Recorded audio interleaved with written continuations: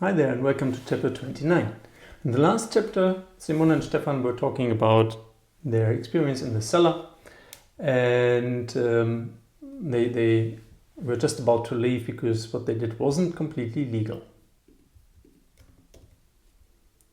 Als die beiden zurück in das Ferienhaus des Kanzlers kommen, steht Herr Müller in der Küche und kocht Tee. Let me expand this. Und er kocht Tee, just that you know. Or it could be und Herr Müller kocht Tee, but as you can see it doubles everything and it's not necessary.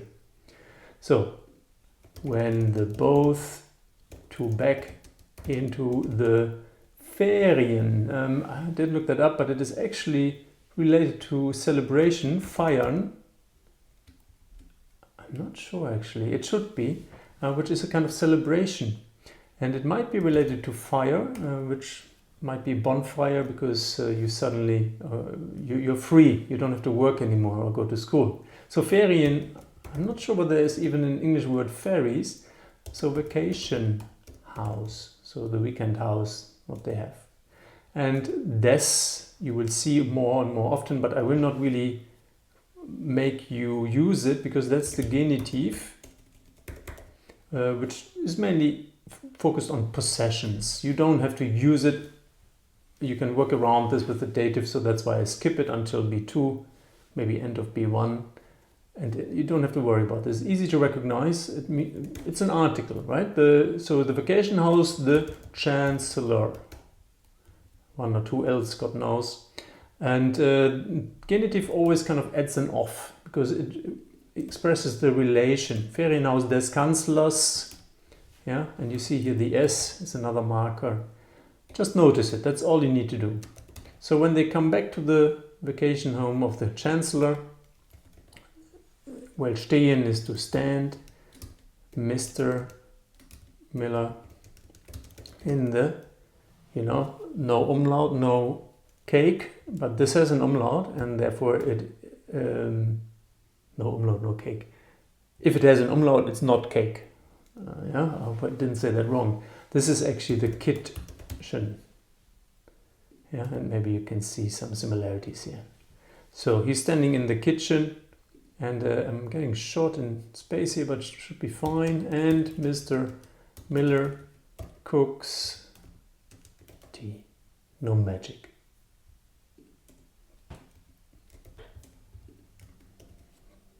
Er schaut müde und angespannt aus. Angespannt, we have the span here. If you span something, it's very tight, and therefore he is actually tense, yeah, tight and tense. So ausschauen, aus is at the end a short word, so it belongs here, and that simply means to look. Yeah, he looks like, he's good looking in the sense of his appearance. Müde might be related to moody. When I am tired, I get moody, so that is tired and tense. So he looks tired and tense. Guten Morgen, easy. Ich habe schlecht geträumt und nicht mehr schlafen können. Guten Morgen. One thing to notice here is we have morgen, which is the morning, and you can recognize the in the capital M, and we have morgen, which you recognize by the lowercase M-O-R, which means morrow, and that is simply tomorrow. I have, schlecht was somehow related to sly, right? And, well, not sly, something slimy, and that simply means a bad quality, so bad, badly. And träumen, just turn the T into a D, dream. So I dreamt badly and not anymore. Slaap in Dutch, in English it's sleep, and können is could. So I have badly dreamt and not more sleep could. Beautiful. So I've dreamt badly and could not sleep anymore. Let this sink in. Yeah, no need to remember anything. It really, you will listen to this so often in these videos, and with all the exercises in my courses will become natural at one point, I promise. This is A1. Yeah, this is really the elementary school of German learning. So these are really all things to enjoy, just listening to and not having to remember. Möchten Sie auch einen Tee? Remember, möchten, I hope this is one of the most important verbs because you very likely want something at one point. And it comes from mögen, which is to like. But with the change to möchten, yeah, you add to would like. So would you like also a tea? Because Mr. Miller was making one. Die beiden gebeutelten Detektive nehmen die Einladung gerne an. This one we do later. So, the both. So in English you wouldn't use the both, but in German we do. And Beutel is, you know, Bilbo Beutlin, I assume, from Lord of the Rings. And in English that's Baggins. And that gives you the meaning. A beutel is a bag, so they somehow have been teabagged. No, they haven't. They have been bagged, whatever that means. So they look bagged, and that simply means they are shaken or hacked. Yeah. So if you get too many bags slapped into your face, then you look gebeutelt, and that means shaken. So both shacked. Sorry, I just combined shaken and hacked. Haggled actually. So the both shaken or haggled detectives. An at the end indicates part of this. Annehmen is to take on, which means to accept. And what do they accept? They accept the inloading, which is the invitation. Remember gerne, which is the same as gern. Do you remember what it means? With pleasure.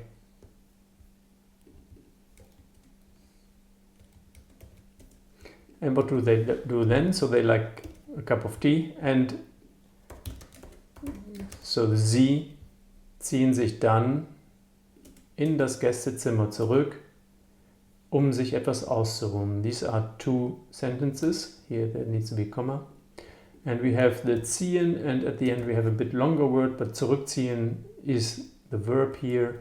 Ziehen is related to Zug, which is a train which pulls wagons, yeah, and therefore ziehen means to pull, and if they pull back, that basically means to retreat.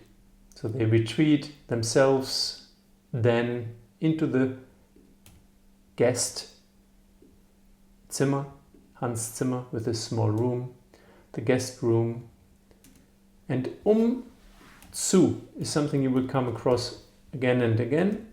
Just to give this. So zu, you see it's a bit split apart, not always instantly spotted, but it simply means in order to. So they are retreating, withdrawing into the guest room in order to themselves a little bit ausruhen, out, rest. So to rest until there is no more stress in them. Yeah, ruhen. Let me see. Well, the one thing I can give you is ruhig, which means calm. So ruhen is the verb to rest. That leads to calm.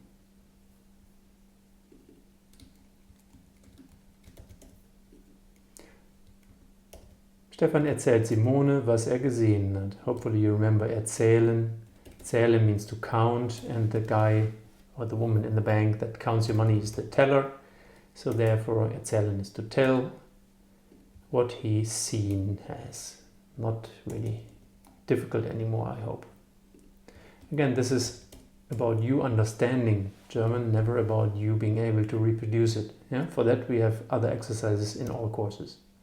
Simone fasst zusammen. Even though this is the longest we found at the end, it is part of the verb zusammenfassen. Yeah?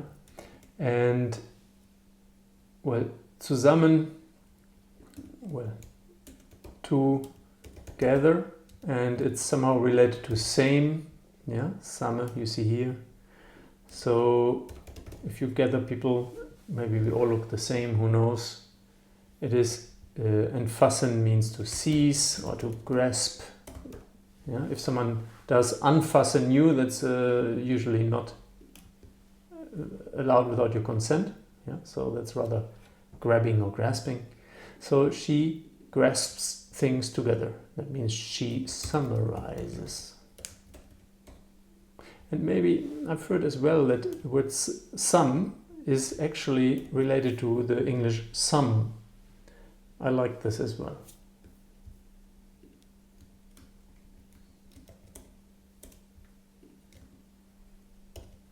Also, wir haben 2 Hundehalsbänder und einen Futternapf in Fischers Keller gefunden. Haben gefunden, so we have found. And remember also the trap, it simply is so. We have 2 dog necklace. Yeah, if you're bound to something, you're laced. Yeah, ein Band is a bind, and you bind people with a lace. And a fodder nappy for the Americans, simply a fodder bowl, a bowl. You have this, and you have this, a bowl and a bowl. Okay, so it's a bowl. Fishers, and please note, we don't do this. This is English. If you do this in German, that's called the idiot's apostrophe. People will forgive you, and officially we tolerate this now, but I wouldn't do that. Yeah, so we have found 2 dog necklaces or necklaces, and one of the footballs there in the basement of the neighbor. And this also is like so, is kind of, let me summarize. Aber von den Hunden gibt es noch immer keine Spur. So the verb is here. Here is something else, a huge chunk of words, and here is the subject, es gibt. And es gibt literally is it gives, but it means there is. It could also be there are. But from the dogs, there are or there is, noch immer is basically one, still, yeah, still always makes no sense. So it's almost like immer mehr in a way, which means more and more. Remember that? Or maybe that was in A2, because I've done some before this. I could also say immer lauter. In English you would say louder and louder. So here we just turned this around. Immer noch immer. Could be, actually would also work. Immer noch is the same. Just emphasizing the still. Still, not a spur, which means a trace. Yeah.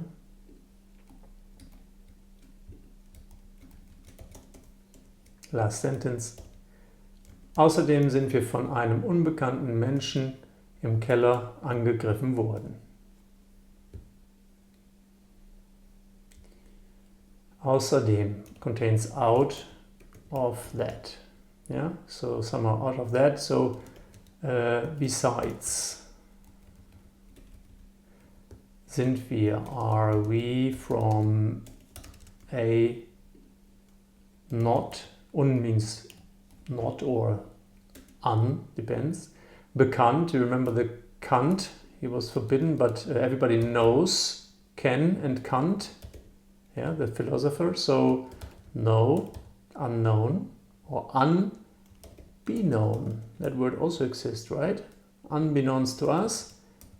Men, human, very likely, or they don't even know that yet. So human, which you would translate as person, in the cellar. Angegriffen. Griffen has nothing to do with Gryffindor, but very like the griff is also to grip.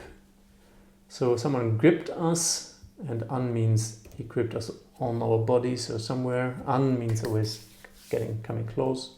So if someone grips you somehow, it is to attack. Yeah, this is maybe an easy way to remember that. And remember, Gryffindor is always on the attack. So the worden plus a past participle here, the GE word, makes the passive have been. Yeah, so worden originally comes from werden, and werden is not translated in 90% of the cases, if not more. So besides that, we've been attacked by an unknown person in the cellar. That was chapter 29, and hope you enjoyed it, and see you in chapter 30.